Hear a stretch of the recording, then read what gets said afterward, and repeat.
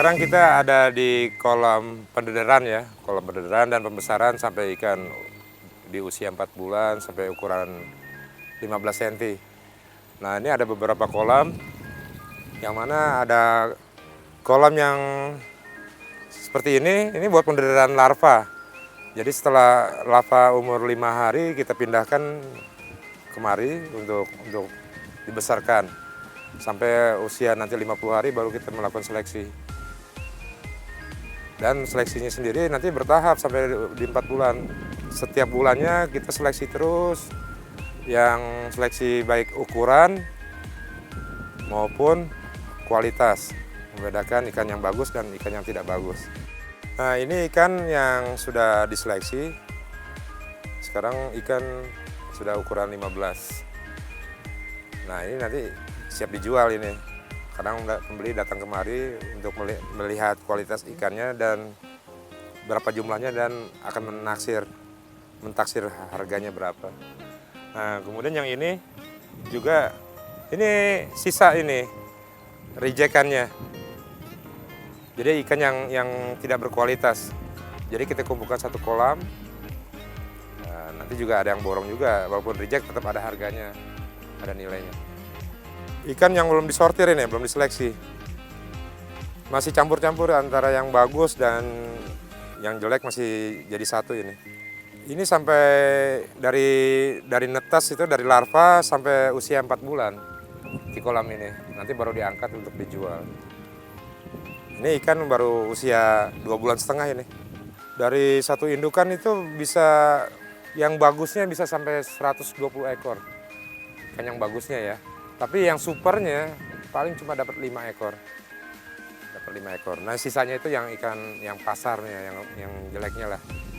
Nah pemirsa, untuk Anda yang sudah terlanjur ngebet, saya bilangin nggak mau sih, ikan koi itu susah. Tapi ternyata ikan koi itu juga tidak sembarangan ditempatkan ya. Kalau ikan-ikan lain kan biasanya di akuarium kecil-kecil itu bisa. Kalau ikan koi, kalau mau menggunakan akuarium, biasanya akuariumnya besar. Tapi yang lebih sesuai dengan habitat mereka adalah di kolam-kolam yang cukup luas juga dengan teknik-teknik standar-standar tertentu. Ada ukur-ukurannya, ada hitung-hitungannya, ada syarat-syaratnya. Tidak hanya asal kolam ditanamin ikan koi terjadi. Makanya Anda harus mempelajari bagaimana cara membuat kolam, cara mempersiapkan tempatnya kalau memang Anda sudah mulai tertarik untuk memelihara ikan koi.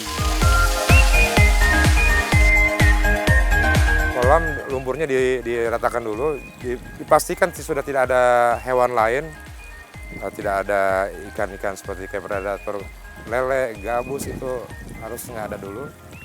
Nah kemudian kita keringkan, setelah udah kering baru kita isi air. Nanti 1 minggu kemudian baru kita isi larva. Saya nggak main pupuk, karena di sini unsur hara lumpurnya sudah cukup bagus. Jadi pada saat nanti kalau kita perawatan tiap hari ngasih makan, ini diubek ini. Nah, jadi nanti lumpurnya naik, cacingnya naik, ya, ikan akan mencari makanan tambahan di luar pakan pelet ini. Larva yang baru menetas dari telur itu kan baru umur 5 hari kita pindahkan kemari. Ya bertahan. Itu yang tadi kan 5 hari umurnya. Yang larva yang tadi di bawah itu. Ya kalau saya kebetulan ikan alhamdulillah ya nggak ada jamur ya, nggak ada ini. Tapi kalau untuk masalah kutu, parasit itu ada kutu jarum, ada kutu kura ya, kutu argulus ya.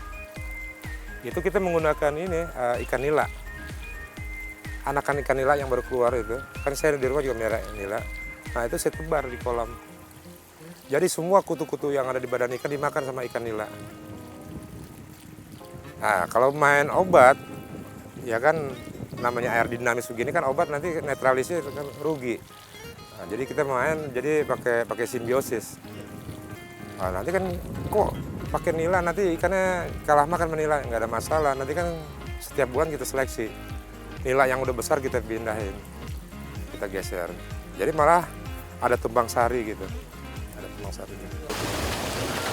Nah pemirsa, tidak aneh kalau orang yang memelihara ikan, memelihara koi itu memang sangat mahal. Karena memang hasil yang diperoleh pun Kalau kita melihat ikan-ikan seperti ini, otak itu akan jadi fresh, menjadi segar, menjadi terhibur ya, apalagi dengan ikan-ikan yang sehat, ikan-ikan yang warnanya begitu menarik, begitu cerah, keren. Makanya nggak heran kalau hobi koi itu memang mahal.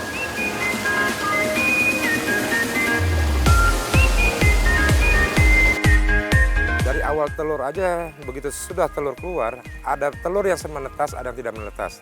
Di situ sudah terjadi kan mortalitas, ada yang kematian. Nah, yang sudah menetas, nanti ada yang dia punya daya tahan bagus, ada yang tidak punya daya tahan bagus. Katakanlah misalnya dari 20.000 hidup 10.000. 10.000 ini kita lepas ke alam. Nanti di alam banyak, karena ada rantai makanan itu ada seperti kayak predator ikan gapi, seperti apa namanya kadal gitu kan. Nah itu kan juga predator, bahkan saudaranya sendiri juga bisa kanibal juga gitu. Nah itu bisa katakan 50%, tinggal 5.000, ya kan? Nah 5.000 tuh ikan udah agak besar, udah ukuran 2 in lah, 5 cm ya. Nah nanti dibesarin lagi itu, ya kan? Dibesarin lagi sampai tadi kita ambil lagi 50%, tinggal 2.500. Nah, ya itu nanti sortir. Jadi 5.000 tuh udah disortir, udah buang yang polosan-polosan yang reject-rejectnya.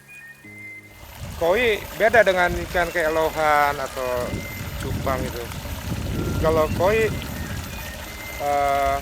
untuk budidaya dia butuh lahan yang luas. Butuh lahan yang luas, tenaga ekstra sama biaya juga, modal. Nah, kalau dan juga hasilnya cuma sedikit gitu. Jadi kegiatan beternak koi ini nggak semua pelaku koi bisa melakukan gitu. Di samping lahan, fasilitas, skill juga. Nah beda dengan kayak lohan, itu 20 hari udah nelur, ya kan? 20 hari nelur, si penghobi udah bisa menelurkan sendiri. Kalau semua orang penghobi udah bisa ngejahin sendiri, nelurin sendiri, siapa nanti pembelinya? Kan begitu. Nah itu yang bikin jatuh,